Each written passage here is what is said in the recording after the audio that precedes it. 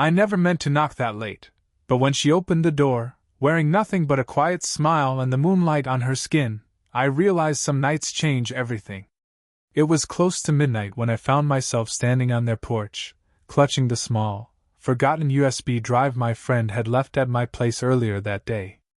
The street was silent, the kind of silence where even the trees seemed to listen. Their house sat tucked under the soft glow of a lone street lamp, curtains drawn, the world asleep inside. I hesitated before knocking, knowing how odd this hour was, but something about returning it tonight felt right. The door opened slowly, and for a second, I thought I had the wrong house. It wasn't my friend standing there, it was his mother. She stood framed by the dim hallway light, wearing a pale silk robe that hung loosely around her figure, her hair gathered casually, as though sleep had only just begun to claim her. She looked surprised at first, then the corners of her mouth curved into something between a polite smile and a quiet amusement. "Well," she said, her voice soft, not to wake the house. "You boys and your midnight missions, what's this about?" I held up the USB like a nervous peace offering. "He left this at mine. Thought he might need it tomorrow." Her fingers reached out, brushing mine as she took it, a light, accidental touch, but warm. There was a faint scent of chamomile tea and something floral clinging to her, the kind of scent that settles in slowly, like a memory. "You could have waited until morning," she said gently, eyes lingering on me for just a heartbeat longer than usual. Not suspicious, just curious. I felt the night air cool against the back of my neck, suddenly aware of how late it was, how still everything had become. Behind her, the hallway stretched quiet and golden, the clock ticking faintly in the distance. "I didn't want him to get in trouble at work tomorrow," I explained, half to fill the silence, half to justify my presence at such an hour. Her lips curved again, this time softer. "That's thoughtful of you." She stepped back slightly, her hand resting on the edge of the door. "He's already asleep. You want to come in for a second? It's chilly out." I almost said yes, not because of the cold, but because there was something inviting about her voice, like the house itself had woken up just for this moment. But I shook my head, not wanting to linger, not yet. Instead, I nodded and offered a small smile. "No, it's okay. I should head back. Sorry for waking you." She tilted her head, eyes narrowing slightly with a quiet, unreadable expression. "Not at all," she whispered, her voice barely above the hum of the night. "Safe walk home." As the door closed, the latch clicking softly, I found myself still standing there for a moment, staring at the faint outline of her shadow moving down the hallway. It was nothing. A late delivery, a polite exchange. And yet, as I walked home under the thinning moonlight, I couldn't shake the warmth that lingered in my fingers, or the way her eyes had searched mine, as if there was something else waiting beneath the quiet of that midnight knock. Yet, when my friend texted to invite me over for breakfast, I hesitated for a second longer than I should have. I told myself I was just tired, but deep down, a part of me wondered if she'd be there, if the soft glow of the hallway, the warmth of her fingers brushing mine, had been a one-time, sleepy moment, or something more deliberate. The kitchen smelled of butter and toast when I arrived. My friend was already at the table, scrolling through his phone, half awake over a mug of coffee. The morning light poured through the blinds in soft strips, cutting across the table and landing on the figure by the counter. She wore a simple white blouse tucked into soft gray trousers, her hair tied in a loose knot that let a few strands fall over her cheek. She turned when she heard me, and for the briefest second, her eyes locked with mine, a quiet flicker of recognition, as though last night's silence had followed us into daylight.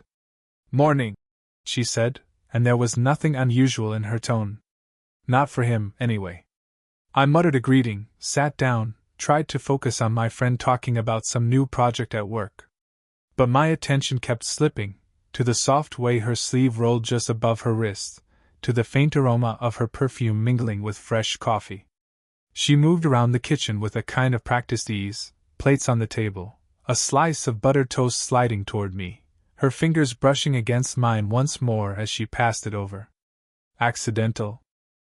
Surely accidental. but it lingered. "How are your classes going?" she asked, settling across from me while my friend was too distracted with his phone to notice. "They're good," I replied, feeling oddly self-conscious. "Keeping busy." She smiled, just slightly. "You always were the focused one." It wasn't a big moment, nothing anyone else in the room would find strange. But there was something in the way she looked at me as she said it, like a soft undercurrent running beneath the surface of ordinary conversation. Breakfast passed in fragments, my friend rambling about deadlines, her occasionally chiming in, and me caught somewhere between wanting to leave and not wanting the morning to end. When I finally stood to go, she followed to the doorway, mug still warm in her hands. "Thanks for bringing that by last night," she said quietly, low enough that only I could hear. I nodded, and for a brief second, our eyes held, longer than politeness required, just long enough for a question neither of us voiced to settle between us. As I stepped outside, the sunlight felt different, sharper, like the day had already decided to remember that moment for me. A few days passed before I found myself standing on their porch again. This time, it wasn't about a forgotten item or an urgent reason, just a book my friend mentioned, something I needed for a paper. He wasn't home, he said, but his mom would be there. For a moment, I thought about waiting, finding another time, but there was something about that house that drew me back, not just the book, not just the convenience. Something quieter, less explainable. She answered the door with a surprised but gentle look, her hair swept over one shoulder, a soft cardigan wrapped around her. It was evening, the kind of dim light where everything feels a little closer than it really is. "He's not in," she said, stepping aside to let me in. "But I know the one you mean. Come, it's somewhere on the shelf." The living room smelled faintly of cinnamon and old paper, the warmth of a lived-in space. She moved with an ease that felt both graceful and unguarded, scanning the bookshelf while I stood a few steps behind, my eyes wandering between the titles and the subtle curve of her silhouette as she searched. "Found it," she said finally, sliding the book free and turning toward me. Her fingers brushed mine again as she handed it over, that same small touch, familiar now, but never careless. "Tea?" she asked after a pause, already moving toward the kitchen. "It's just the two of us tonight, he's at a friend's." I followed, telling myself it was just polite conversation. The kettle hissed softly as we talked, at first about the book, then about music, about late nights spent awake for no reason at all. Her voice had a way of softening the edges of the room, like a low note in a quiet song. We ended up on the couch, mugs warm in our hands, the television silent, the only light coming from a lamp in the corner that cast the room in a honeyed glow. She sat close, not deliberately, maybe, but close enough that the warmth of her knee seemed to pulse through the space between us. There wasn't anything overt, no bold moves, no dangerous lines crossed. Just a presence. A shared quiet that neither of us felt the need to break. "Do you ever feel," she began, her voice thoughtful, "that nights like these are easier than the busy days? Like the world finally stops asking you to be something?" I looked at her then, really looked. There was a softness in her eyes I hadn't noticed before, a trace of something tender and unspoken beneath the usual calm. "Yeah," I said quietly. "I think I do." She smiled faintly, her gaze lingering a moment longer before she sipped her tea. Time slipped past without either of us noticing. The book lay on the table, forgotten, as the clock ticked somewhere in the distance. When I finally left, the night air felt heavier, not in a burdensome way, but in the way certain moments begin to settle into you, quietly, deeply, before you even realize they've taken root. It was close to midnight again when I found myself at their doorstep. No forgotten item this time, no book or reason that made sense on paper. Just a quiet pull that I couldn't quite explain. The neighborhood was hushed, the air carrying that peculiar stillness only found in late hours, where even the leaves seemed to hold their breath. I knocked gently, once then twice, half expecting no one to answer. But the hallway light flickered on, and a moment later the door opened. She stood there, robe loosely tied at the waist, her hair down this time, falling freely around her shoulders. There was no trace of surprise in her face, just a soft curve of her lips, as though she had been expecting something. Maybe not me, maybe not this moment, but something. You again, she said, voice lowered to a whisper that matched the hour. Is this becoming your favorite time to visit? I managed a quiet smile. Couldn't sleep. Thought I'd return the other book. Her gaze dipped briefly to the book in my hand, then back to me. Come in, then. No sense freezing out there. The house was quiet, the kind of quiet that feels thick, like a held breath. She moved toward the kitchen, and I followed, each step echoing softly against the wooden floor. A kettle soon began its slow hiss, and the faint aroma of chamomile and honey filled the air, the same scent that had clung to her that first night. We sat by the window, mugs between our hands, the world outside a blur of moonlight and sleeping streets. She looked at me for a long moment, her fingers tracing the rim of her cup. You know, she began softly, I like boys who knock at midnight. It was almost playful, but not quite.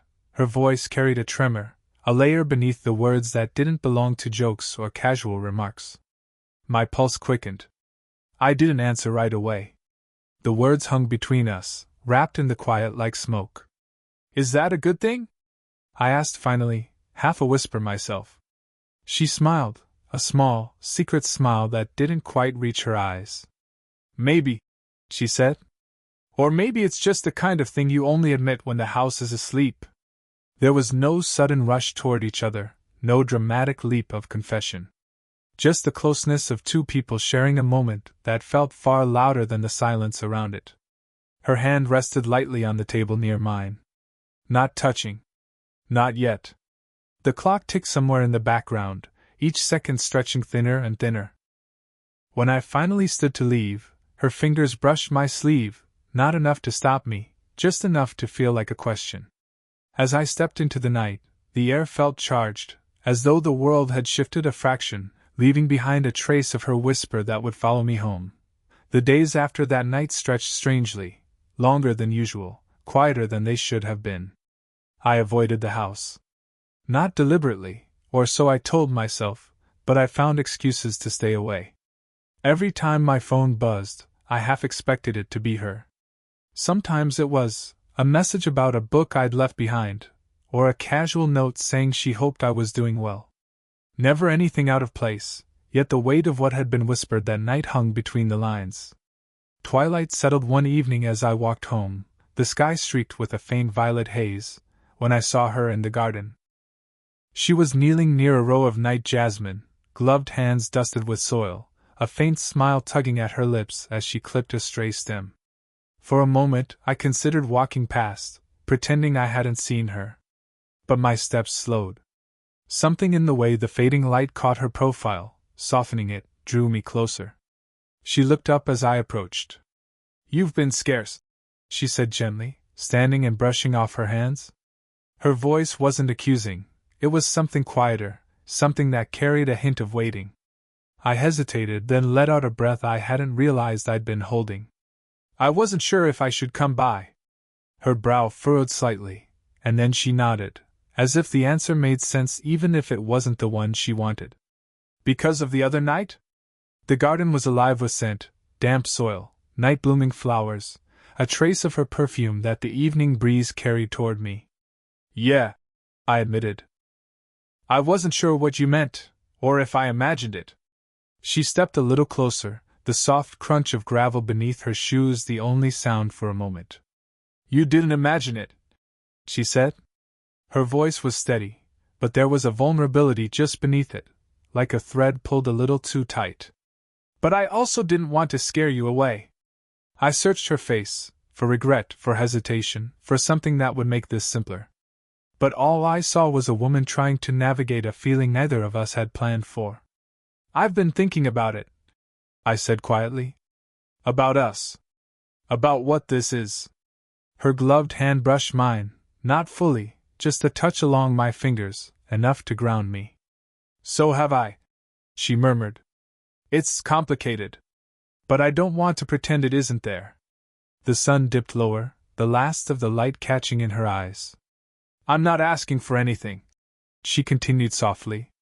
I just didn't want silence to be the only answer. For a moment neither of us moved. Our hands stayed close, our words hung between us like the scent of the flowers, heavy, quiet, real. When I finally left, the night air felt different, not charged this time, but steady.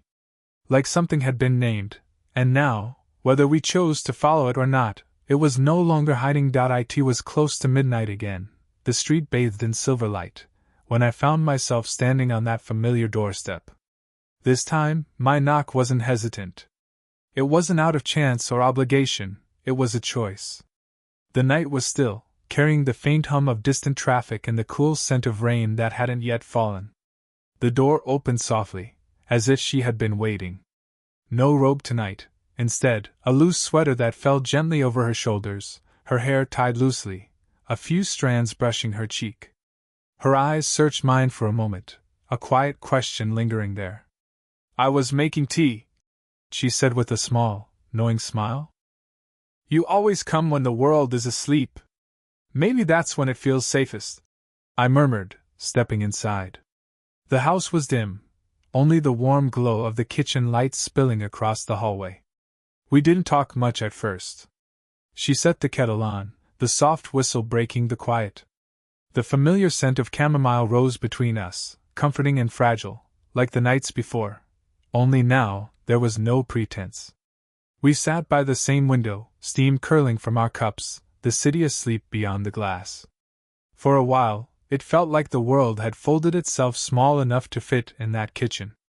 "I was afraid you wouldn't come back," she said finally, her voice almost a whisper. "I thought about not coming," I admitted. "But I kept thinking about that night in the garden, about how real it felt." She looked at me then, not with the teasing glances of the past weeks, but with something steady, open. "It did," she said. "And it still does." "But it doesn't have to be rushed, does it?" I shook my head. "No. I don't want to rush it." There was a pause, the kind that feels full rather than empty. Her hand moved slowly toward mine across the table, her fingers brushing lightly against my knuckles before resting there, soft and sure. The clock ticked somewhere behind us, marking time, but for once neither of us felt chased by it. "I don't know what this will look like," she admitted, her thumb tracing a small circle against my skin. "But I know I haven't felt this, seen, in a long time." I turned my hand over, letting our fingers intertwine. "Then maybe that's enough for tonight." She smiled, a quiet, genuine smile that reached her eyes at last. "We didn't need more than that." "Not now." When she leaned gently, resting her head against my shoulder, it felt as natural as breathing. No words, no promises, just a shared warmth in the hush of midnight. Outside, the street stayed silent, the rain finally beginning to fall, soft, steady, unhurried.